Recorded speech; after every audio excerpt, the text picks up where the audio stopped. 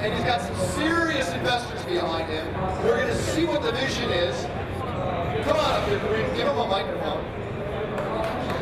Oh, Karim, come on in. Where are you going to sit? You sit close to me? I'll sit right here. All right, so do me a favor, look at everybody real quick and introduce yourself in a non-excited way. Turn off your light on your phone.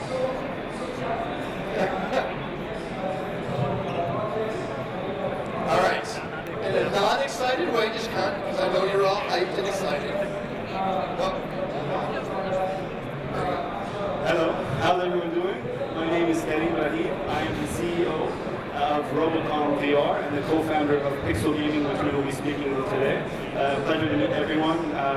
This is not my first rodeo at GITEX or with Ken. We've been here a couple of times. I think what makes this exciting is every single year we grow with GITEX. We started off as a very small company, and now it's our fourth year here. We launched our Transformers 2 years ago here, or I think it was 3 years ago, but nonetheless, we've grown with GITEX, and it feels amazing to introduce or announce this exclusive announcement of our opening day here at GITEX.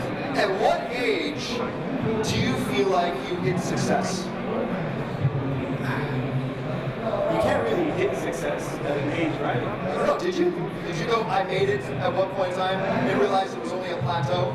Well, I try myself, I try to tell myself that I didn't make it, that there's always more to strive for, to stay hungry and ambitious.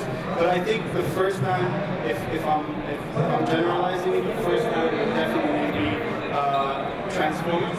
It's not every day that a third world company from a third world country is able to deal with a mega conglomerate like Hasbro and is exclusive in VR content creation. And that for me was, Mama, I made it. It was a big deal. It was. How old were you? I was 27. 27. Yeah. How do you surround yourself with like-minded people that are moving forward as opposed to stagnating? Well, I believe in manifestation. I believe in laws of attraction. I believe what you put out into this world when you wake up, when you meditate, when you think, the thoughts that you bring upon yourself are ultimately what will manifest.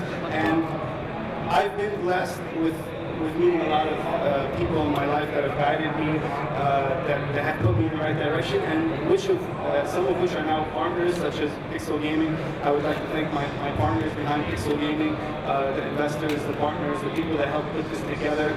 This is a sub-brand of Robocom, and it's a very heavily financed project, and a lot of people had to believe in us with it. Right. So we're going to show some stuff, but not yet.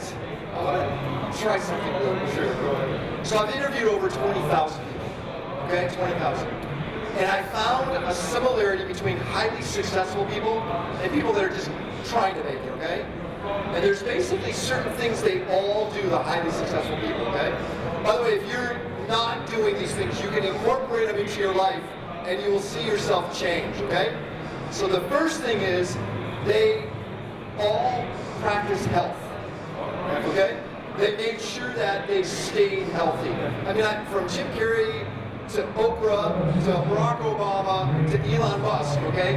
But healthy meant that either they learned to do breathing techniques or mindfulness. What are you doing when it comes to health for yourself? Well, again, you're mentioning about surrounding yourself with positive or like-minded individuals. All our partners, I'm blessed to have these type of partners with us, because you got people that just think about money, you got people that just think about success, and you got people who think about life in a holistic approach, meaning the health factor and the What do you do for health? Well, there is a gym right next to our project, which we will be announcing. It's called the Bridge Lifestyle Hub. I'm going about 3 times a week. I would like to go a little bit more, but definitely stay in shape. Stuff, right? Right mood, right attitude, your body's fit. I mean, why wouldn't you want to do it? Okay, let's do it. So check on health. You got that right. Next one, they had both evening and morning routines. So what that meant is, like, for example, in the morning they would have to-do lists they went over, right? They crapped it up. At night they might have like a gratitude journal. Definitely. But they had both morning and evening routines. What do you got?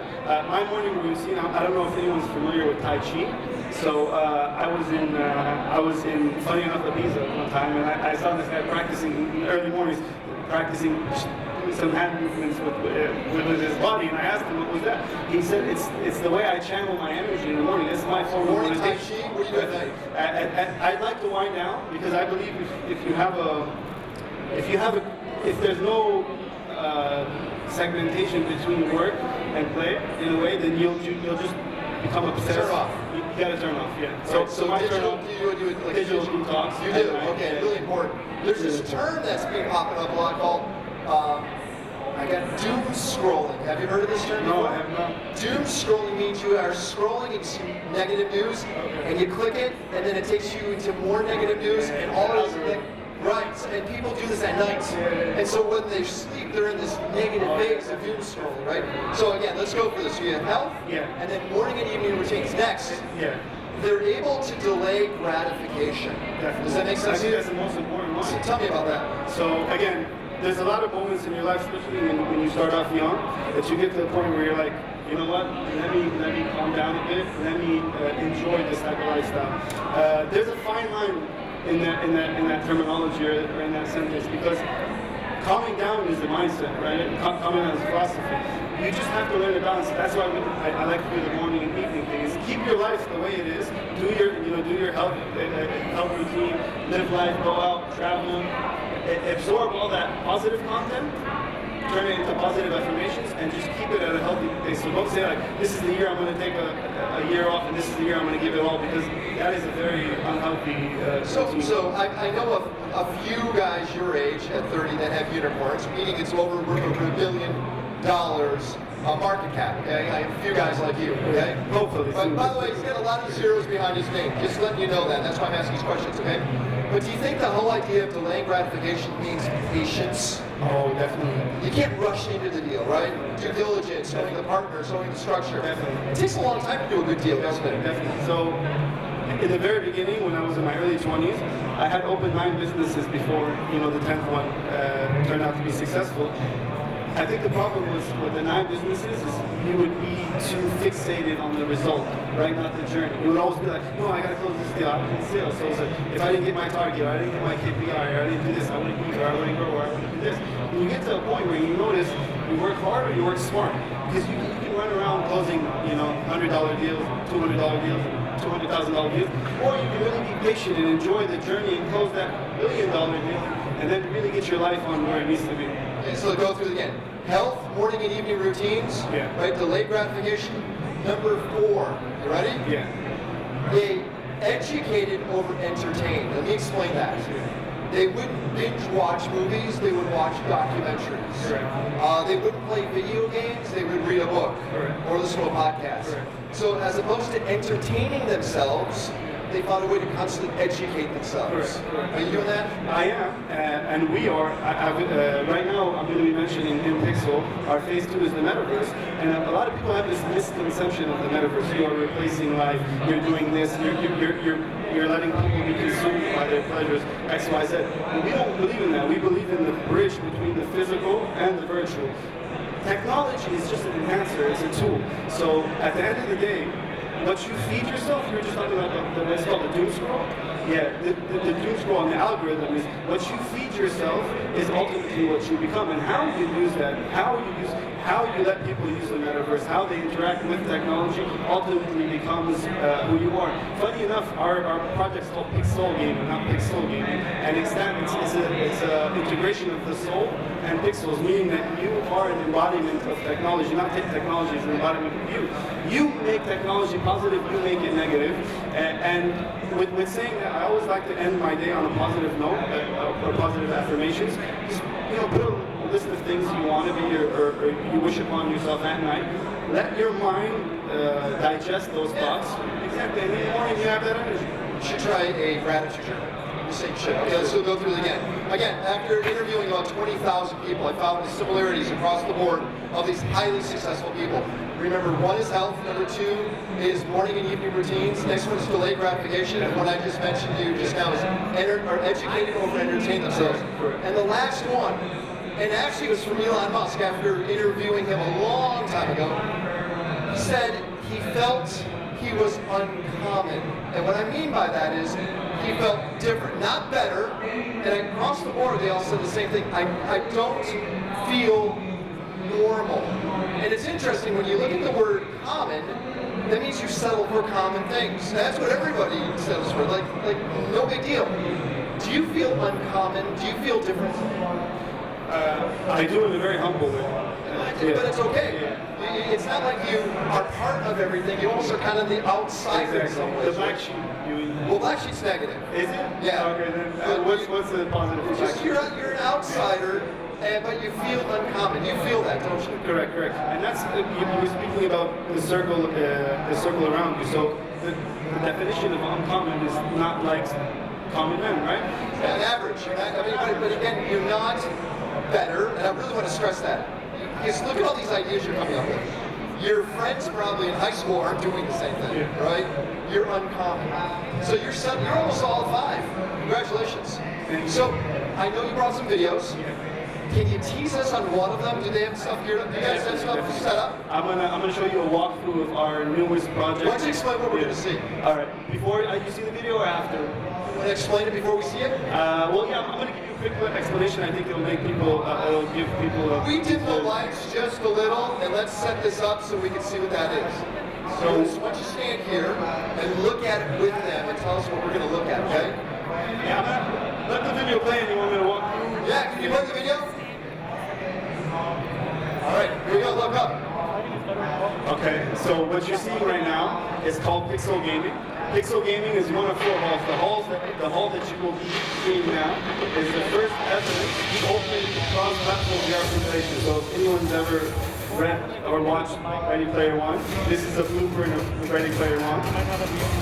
You're going to go through a sequential and chronological order of games that will, there's positive hidden messages, of course, in these games. And then you'll have a cumulative leaderboard, which you will then convert into blockchain. Now, the second hall, which also you'll surely be seeing, is an academy center, an esports academy. So in this esports academy, we're giving certified courses directly with the publisher and developers. So if you want to learn a certain game, or you want to learn how to be a commentator in a certain game, we will have these 101, 102 courses, and that's just strengthening the ecosystem. Here you have a lounge area, which of course anyone can enjoy. For casual gamers that just want to chill after doing a course, after having a sort of session. Just like, I don't know if anyone's familiar with karate, but every time you go up a build or go up a level, we would be training showcasing your abilities on. And this, last but not least, this is still under construction, so we'll be open soon. Is an event hall. That's amazing. Thank you very much. How do you create an ROI for investors with this? So we're talking about uncommon men. Well, I mean, you saw something cool, but I hate to say this. I've seen things like this in the past, and they flop. Definitely. And I'll be very honest with you, even here in Dubai, we've seen a lot of big projects flop in terms of ROI. But what makes us very special is we've catered for the new generations and upcoming generations. Again, we've learned, or we found a way to bridge the physical or brick and mortar to virtual. So our monetization does not only come to the facility itself, but it comes to our metaverse, our digital economy. So other than the digital economy itself, and other than the fact that VR is I'll give you a small example. So when we first started in the business as Robocom VR, we used to make these generic flight simulations, and we got called upon Ahmad, at the time it was Dubai Mall. They're opening the largest VR park in the world, and they had IPs like John Wick, The Mummy, all of which. So they called upon us to be a partner, and when we came in their projections, they predicted that we would be 10th or 11th in terms of revenue. To everyone's surprise, we ended up being the most grossing attraction in VR Park. And funny enough, or ironically, one of the most highest grossing entertainment devices in the history of Dubai Mall. And the reason that was is because we used to focus on, usually how malls work is on GLA, so gross leasable area, how much that square meter makes. So because we have a compact device, and because that device generates so much revenue, just like it would in any entertainment facility, we were able to break our ROI in a year, where a roller coaster would make more money than us, but it would take at least 100 times as much space, the investment would be at least 100 times as much, and the ROI would be 7 to 8 years. So when we cracked that ROI code, we said, okay, how do we build a business around this, but still manage to grow the ecosystem, which, because you hear Saudi Arabia, you hear Abu Dhabi, you hear Dubai, we're investing in gaming, we're investing in this, but you can't invest on macro events. There needs to be a micro, systematic structure in place, weekly events, courses, and that's why we built it around the whole ROI of VR would get it, expanded it into it being a digital economy in the metaverse, and added a whole ecosystem of academics and events around it. Let me show you how radically different this part of the world is compared to where I'm from in the United States. The last mall was built in the United States in 1996. They haven't built a mall since then. Okay? It's open environments. So this idea would be very difficult in the States, right? So Or a silver lining, right? or maybe, but what you have is you have really amazing mall weather in the summer. Correct. You don't want to be outside, Correct. which is a great draw, right? So how do you make sure you're all seasons attracting people to come in and want to interact with what you're doing, not just the summer season? Definitely. So we were again speaking on how do you keep evolving and innovating, and you know what I said a bit is a bit of an oxymoron because we never wanted to think of the P&L, but funny enough, we did crack the code on having a very healthy ROI. Now again, it doesn't stop you with innovation and leakages that you would have. That's the reason why we had added, you know, the event space in Pixel Gaming Academy, not to just focus on, because the entertainment business, 4 days out of a week, you're very slow. It's very idle. It's very idle. Disneyland, you go on a Monday, it's not like a Saturday or a Friday. So we wanted to be able to create again an ecosystem that can cater to weekdays and an ecosystem that can cater to weekends. The weekends was the event space, keeping it alive with different types of events, even at TED Talks, not just gaming events, any multi-purpose event at TED Talks or a seminar or a Special Olympics or anything like that could take place inside that facility, and your daily activities would be surrounded by the academics. My former partner's a guy named Travis Kalanick. Do you know who that is? I do not. He created Uber. Oh, okay. Okay? I know. And Travis did something very interesting. It was around surge pricing.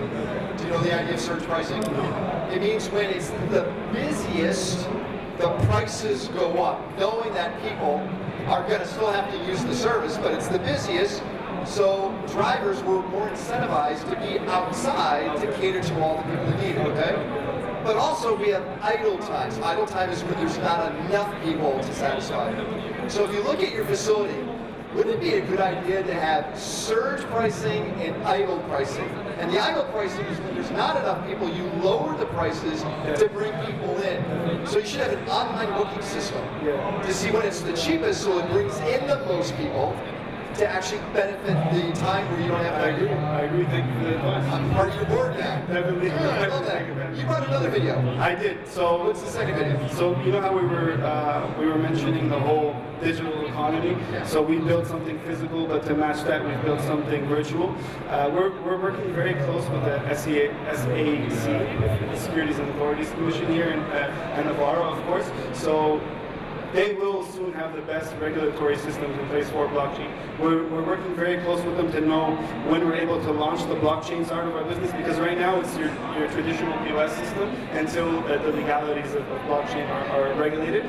But what you're going to be seeing is a digital economy that you will be able to access not only on site but off site to go to we were speaking in schools or maybe different entertainment facilities or supermarkets. Can you make Dragon Mart easier to navigate? Oh, definitely. That was the purpose of it. So you're gonna see the metaverse. All right, see the next video. Explain what we're seeing. Here it comes. So you're gonna see.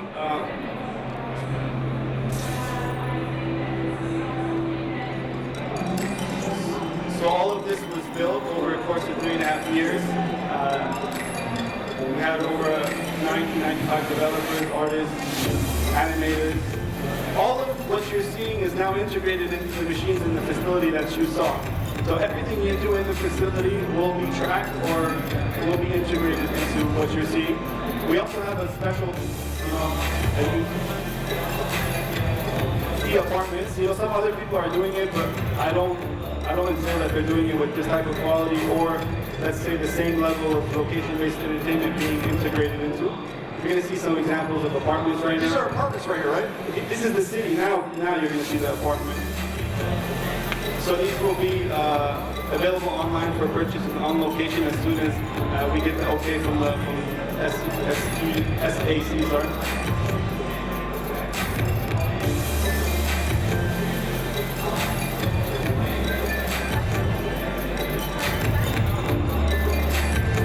So if you were to hire an architect to make a design, Didn't the company just try to do this and they totally failed?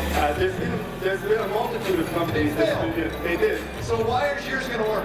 Well, again, we went with the traditional forms of entertainment, which is your FEC centers, theme parks, LDE, location-based entertainment, and we use that footfall to self-promote. So on the next 24 months, we're scheduled to open a multitude of locations around the world. I'm not going to mention This is going to be tough. It is going to be This tough. is going to be tough, come on. But a lot of people said that in the very beginning when I we get started it, this but be camp. realistic. I can't. I'm not common. Hey, outside this, could we thank somebody that really has made almost all of these things happen, and it's that guy right there? Yes, definitely. Oscar, can we borrow you for a second, please?